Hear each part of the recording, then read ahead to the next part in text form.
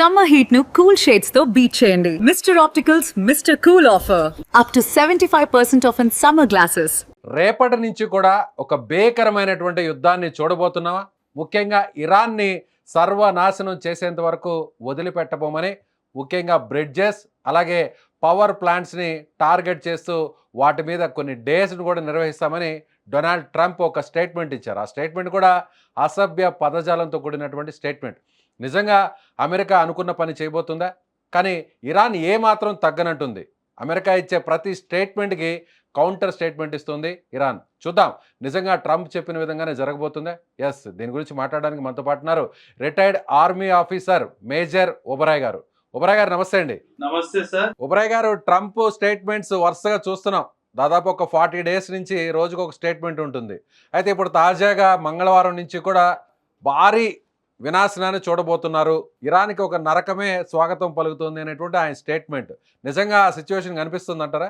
America ఎప్పుడైనా సరే sir యుద్ధ రంగంలో ఒక ప్రెషర్ టాక్టిక్స్ తో ప్లే చేస్తుంది సార్. ఖచ్చితంగా ఈ యొక్క ప్రెషర్ టాక్టిక్స్ ఇరాన్ మీద పని చేయలేదు అని ఫిబ్రవరి 28 నుంచి ఏప్రిల్ 5వ తారీఖు 6వ తారీఖు వరకు కూడా నిరూపించబడింది. కానీ ఇంకా ఎక్కువ రెటరిక్, దీన్ని వార్ రెటరిక్ అంటారు సార్. అంటే ఇలా పెద్ద పెద్ద పదాలు వాడి అసభ్యంగా ప్రవర్తించి అసభ్యంగా మాట్లాడుతూ ఒక ప్రెషర్ టాక్టిక్స్ క్రియేట్ చేసి వాళ్ళని లొంగ తీసుకునేలా ప్రయత్నం చేస్తారు సార్. కానీ అమెరికా చేసింది ఖచ్చితంగా చేస్తారు సార్. వాళ్ళు బ్రిడ్జెస్ ని టార్గెట్ చేస్తామన్నారు, పవర్ ప్లాంట్స్ ని టార్గెట్ చేస్తామన్నారు. కానీ మనం ఇంటర్నేషనల్ రిలేషన్స్ లో ఒకవైపు వియన్నా కన్వెన్షన్ కానీ ఇంకోవైపు జెనీవా ప్రోటోకాల్ కానీ చూసుకుంటే ఈ రెండిటి ప్రకారము ఇలా సివిలియన్ టార్గెట్స్ ని వార్ టైంలో ఎంగేజ్ చేసే అనుమతి ఎవరికీ లేదు.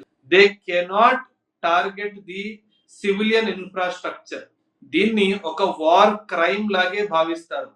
ప్రెసిడెంట్ అయిన ట్రంప్ అసభ్య లాంగ్వేజ్ యూజ్ చేస్తూ వీటిని టార్గెట్ చేస్తామన్నది మాత్రము ముమ్మాటికి తప్పు.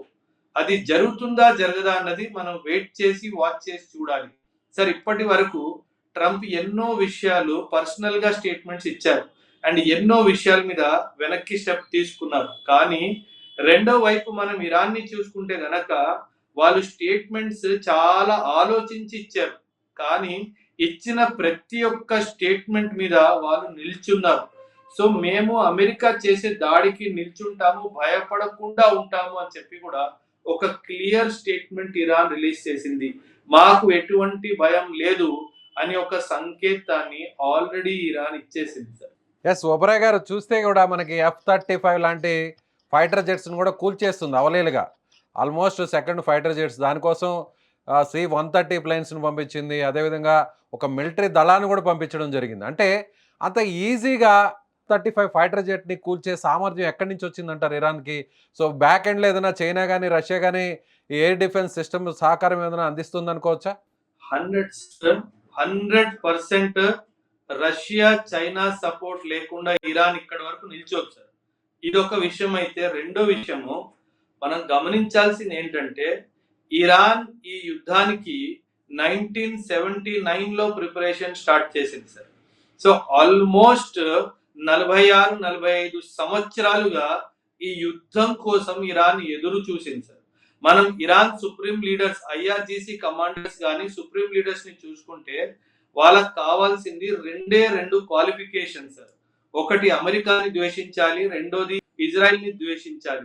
ఈ రెండు ఆలోచన ఉన్న మనిషినే వీళ్ళు సుప్రీం కమాండర్స్ లాగా సెలెక్ట్ చేసుకున్నారు. అంటే ఒక దేశము, ఒక లీడర్షిప్ 46 ఇయర్స్ గా ఈ యొక్క యుద్ధాని కోసం ప్రిపేర్ అవుతుంది. వాళ్ళు చాలా బ్యూటిఫుల్ గా అమెరికన్ వార్ స్ట్రాటజీని స్టడీ చేసి ఈ యుద్ధంలో దిగారు సార్. ఇరాన్ చాలా స్పష్టంగా ఒక స్టేట్మెంట్ ఇచ్చింది, ఈ యుద్ధాన్ని నేను స్టార్ట్ చేయలేదు, కానీ ఈ యుద్ధాన్ని నేను ఆపను.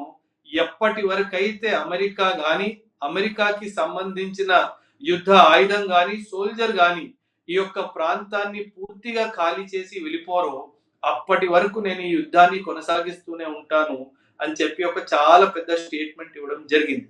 అండ్ ఇదే జరిగితే గనక ఈ యొక్క యుద్ధము రానున్న 1 గాని 2 గాని 3 సంవత్సరాలుగా ఎలా అయితే రష్యా యుక్రెయిన్ వార్ నడుస్తుందో అలాగే ఒక 2-3 ఇయర్స్ గా ఈ యుద్ధం నడుస్తుంది సార్.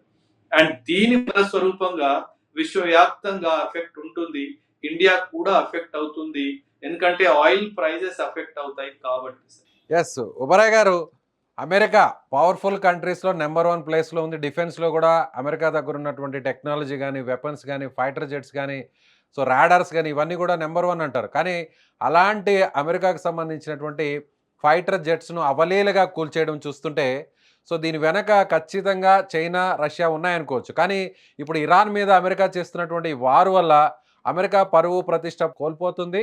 సో ఇక అమెరికాను చూసి, అమెరికా వెపన్స్ని చూసి పెద్దగా భయపడాల్సినటువంటి అవసరం లేదని ప్రపంచ దేశాలు భావించే పరిస్థితి వస్తుందనుకోవచ్చా? 100% సార్. సార్ ఇప్పటి వరకు యుద్ధ రంగంలో F-35 దాకా చేరుకున్న దేశమే లేదు సార్. అలాంటిది F-35 కాదు, వాళ్ళ హెలికాప్టర్స్ కాదు, గ్లోబ్ మాస్టర్స్ కాదు, వాళ్ళ సర్వేలెన్స్ ఏరోప్లేన్స్ కాదు, ఏవైతే ఏరోప్లేన్స్ భూమికి 60,000 70,000 మీటర్లు పైన ఉంటాయో వాటిని కూడా ఇరాన్, మీరు హెలికాప్టర్ చూస్తే సార్, హెలికాప్టర్ ని కూల్చేసింది ఇరాన్ ఆర్మీయో, ఇరాన్ ఎయిర్ డిఫెన్సో కాదు, వాళ్ళ లోకల్ పోలీస్ ఫోర్సెస్.